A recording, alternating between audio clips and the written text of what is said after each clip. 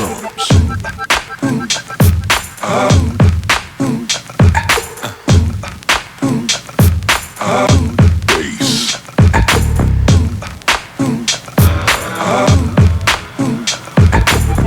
now you've got yourself something funky.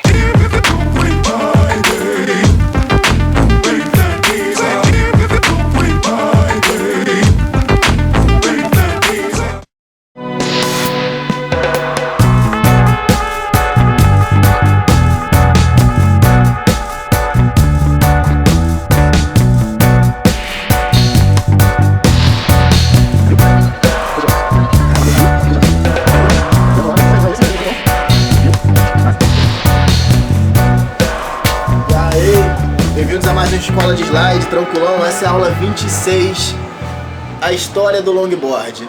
Hoje vocês vão aprender uma parada meio diferente, saca? Não é nada prático, não é nada que dê pra você fazer, não é uma manobra, mas brother, informação vale ouro.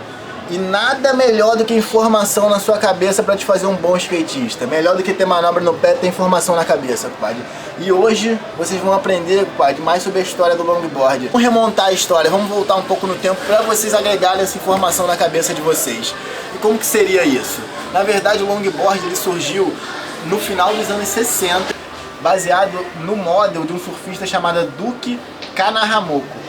Esse brother, cara, a galera fala que não tem essa função do surf, mas o primeiro model mesmo oficial de longboard foi feito por um surfista havaiano, cara. Só que na época, apesar do model ser irado, não fez tanto sucesso, mas o long ainda estava engateando.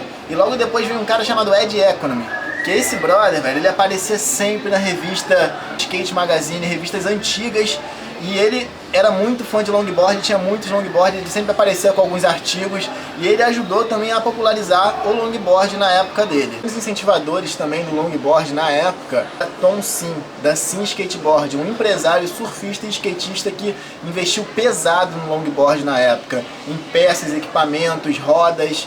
E as rodas da época também eram Super Surf, que era uma roda bem antiga, bem arcaica, mas que todas as pessoas que usaram falam bem até hoje, porque eles tinham como referência como a melhor que existia na época.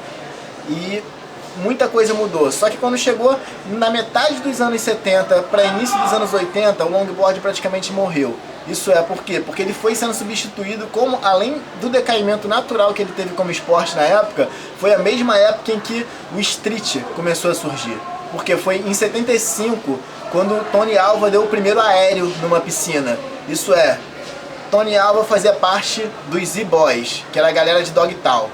Essa galera foi uma galera que revolucionou o skate. Eles que começaram a andar nas piscinas, eles que criaram um estilo de half pipe. Todo esse estilo que a gente conhece hoje foi baseado nessa galera que surgiu nos anos 70 e pouco, 75, na Califórnia. Com a chegada dos Z-Boys, que eram quem? Essa galera da Califórnia, que eram uns garotos muito doidos, que eram todos surfistas e numa época também sem ondas, que é como aconteceu no Havaí, essa galera começou a se focar no skateboard e eles tinham muito talento. Eram Tony Alva, Stacy Peralta, Jay Adams, que eram os mais famosos entre eles. Tinha meninas também na época que já causavam.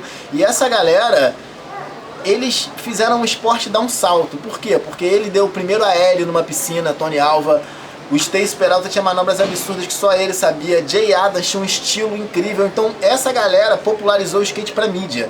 Não o longboard, mas o skate. Mas foi o que manteve a ideia do skate viva enquanto o longboard não conseguia se manter no mercado. E um dos caras que ajudou a manter a modalidade do skate viva enquanto o longboard ainda estava na obscuridade foi Alain Gelfand, que foi o cara que inventou o ollie. Pô, como é que isso manteve o skate vivo? Simplesmente porque ele inventou a revolução do skate, em 79 isso. Então ele manteve o skate circulando até que o longboard saísse desse lado escuro, até que o longboard se recuperasse. A cultura do skate nunca mais morreu. A invenção do ollie fez com que tudo em volta do skate mudasse. Todas as possibilidades hoje são absurdas graças à invenção desse brother. Então isso manteve o skate vivo, enquanto a gente do longboard não conseguia se recompor no cenário.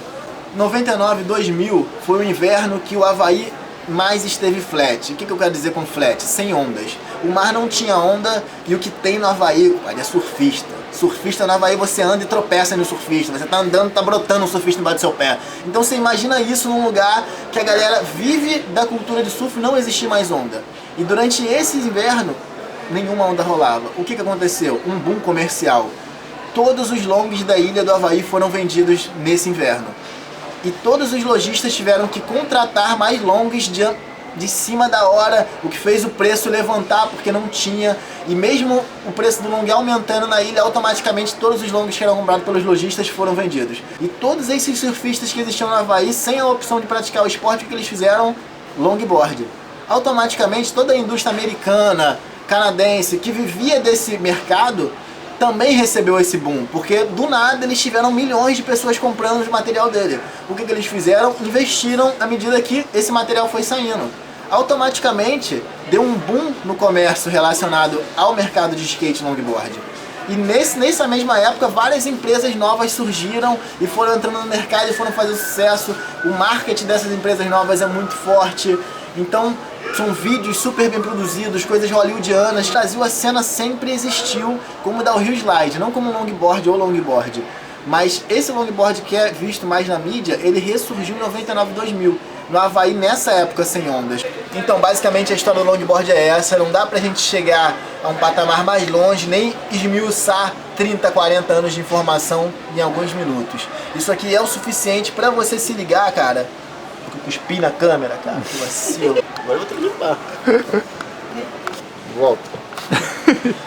Então, como vocês podem ver, a gente está no skate shop. Esse vídeo foi gravado aqui na Frontside Skate Shop em São Gonçalo, uma skate shop que ajuda muito os eventos da cidade, também me ajuda pessoalmente, colabora muito pro meu rolê. E vocês podem buscar nas redes sociais, Instagram. O atendimento daqui é top, velho. E vocês vão falar com o Tom quando vocês vierem aqui ou quando vocês buscarem alguma informação na internet.